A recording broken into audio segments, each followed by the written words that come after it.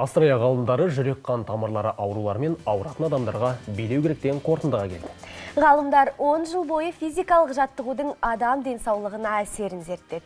Сөйтсе, үнемі би билеп жүретін 40 жастан асқан адамдарда бимен айналыспайтын адамдармен салыстырғанда жүрек қан тамырлары ауруынан қайтыс болу қаупі 46%-ға төмен болған.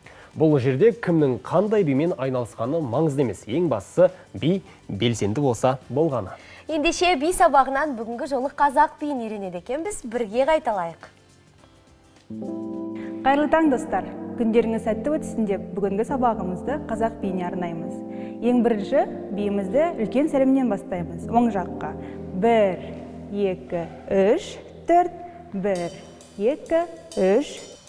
Бірінші қимылымыз қызғалдақ деп аталады. Ол төменгі білезік төменге қарап, ал жоғарғы білезік жоғарға қарайды. 1, 2, 3, 4.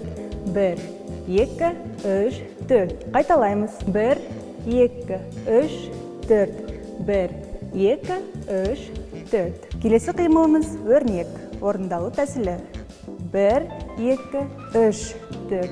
1, 2, 3, 4. 1, 2, 3, 4. 1, 2, 3, 4. Және тек қолды бірге. 1, 2, 3, 4. 1, 2, 3, 4. Қайталаймыз. 1, 2, 3, 4. 1, 2, 3, 4. Бірге. 2, 3, 4.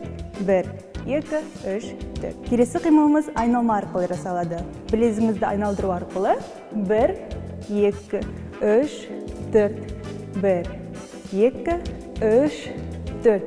1, 2, 3, 4. 1, 2, 3, 4. Келесі қимылымыз жалын деп аталады. Орындалу тәсілі.